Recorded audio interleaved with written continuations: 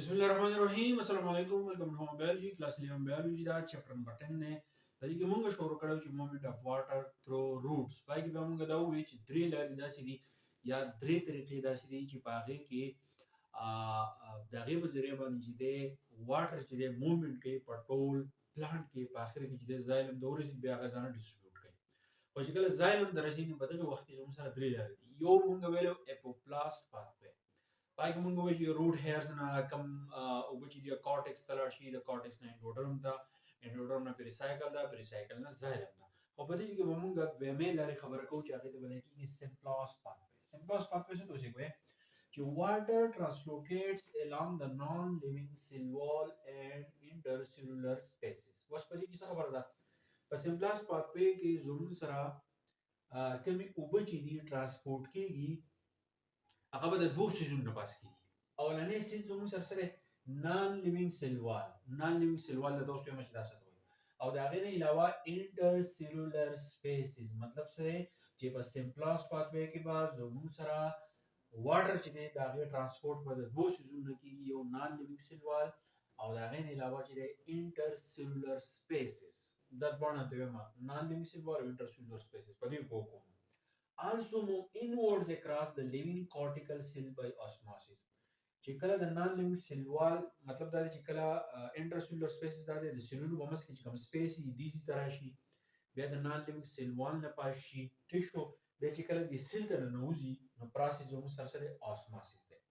نان لیوینګ سیل وال مطلب څه دی چې دا په د نان لیوینګ سیل وال نه پاس کیږي نو دې مطلب زموږ سره چې سیل وال itself is non living structure کبر څنګه موږ سیل ته وګورو نو د سیل نه چاپیره په پلانټ سیل خبره کوو په پلانټ سیل کې چې کوم سیل وال نو دا په خپل باندې سره دا نان لیوینګ دی سراوند اند سپورټ د سیل د دې کار سره چې دا د پلانټ سیل نه جوړه سراوند شوی او دا سور کې دا سپورټ ورکوي دا د دریو سیزونو نه جوړي د کم سیز نه جوړي ځان به وګورئ سیلولوز هیمی سیلولوز اند لیګنین دا د درې کیمیکل نه جوړي سیل وال د دریو کیمیکلز نه جوړي سیلولوز هیمیسیلولوز اند لیګنین د دې دریو سیزونو نه جوړي او دا چې د سپورټ ورکوي سراوند کیږي او دغه سیل وال چې دی نو د خپل باندې موږ سره نان لیوینګ سټرکچر دی اوس وی وای لیوینګ پارت دا زموږ سره نان لیوینګ شو نو زموږ سره پسې لیوینګ پارت څوک دی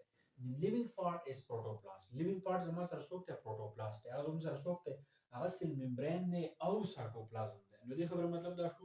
چې اوبه زما سره د نان لیوینګ سیل وال نه فاشي ځکه چې په پلانټ سیل کې اور زما سره سیل وال دی هغه نه لاندې به سیل ممبرین پروتین نو دغه سیل وال نه چې د فاش شو دا به لیوینګ پارت انټر شي هغه لیوینګ پارت زما سره څوک دی هغه سیل ممبرین دی او سره سایټوپلازم دی په دې کې موږ وایو چې زموږ سره کوم اوبه چې دي دا به ترانسلوکیټ کیږي په نان لیوینګ سیل نه نان لیوینګ سیل وال نه او انټر سیلولر سپیسز نان لیوینګ سیل وال باندې ما تاسو ته وایي او انټر سیلولر سپیسز وایي دا څه ده نو gap between adjacent cell and tissues and organs کوئی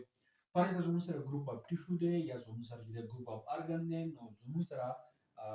د ټیشوز دی یا د سیل نه جوړي کا ارګن دی یا د ټیشو نه جوړي نو دا ټیشو په بدل کې د سیل جوړي نو سیلونو دی د سیلونو په منځ کې کوم سپیس ته کوم ګیپ ته نو دغه څه ته موږ وایو انټر سیلولر سپیسز such in a living medium transport of water is termed as Symplast pathway نو په دې لیوینګ میډیم کې چې کله زموږ سره اوبه ترانسپورت کوي نو دغه ته موږ وایو سیمپلاست پاثوي مطلب سره چې د نان لیوینګ سیل وال نه پاشوي بیا سیل ممبرین ته راوځي د سیل ممبرین نه بعد بیا سایټوپلازم نو دغه زموږ سره لیوینګ میډیم دی نو په دغه لیوینګ میډیم کې چې کله دا اوبه زموږ سره ترانسپورت کوي نو دغه څه موږ وایو سیمپلاست پاثوي ټیک شو خو دا سیستمز دي دغه مدد یو سره سایټوپلازم ام نیبرینګ سیلز ان د سیلز اف روټس زموږ سره کوم روټس دي په دې مزه کوی زموږ سره چې پلانټس کم روټس دي په هغه کې کم سیلز دي بیا چې دا سیلونو کم سایټوپلازم دي نو دوی یو سیستم جوړ کړل دا غي بزره باندې دا وښتي یو بل ته ترانسپورت کوي in the cells of roots both the cell membrane and cytoplasm act as a partially membrane وزموږ سره سیل ممبرین او سایټوپلازم چې دا د partially membrane کار کوي مطلب دا دی چې دا به هر سیز نه پاس کوي د دینه وبرالي او ځکه چې واځي وبرالي د سر سلوټ سومي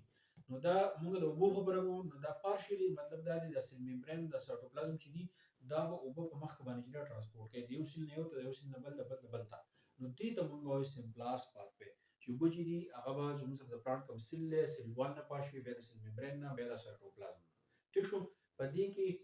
چې کوم انټرسیلولر سپیس دی اول بچ دی هغه ترسي نو دې طریقې ته مونږ وایو سمپلاست پاثوي آسان دی ګرام بکس نشته که بیا به کې هم زمان سپارښي نو تاسو ماته په کمنټ کې ویلی شئ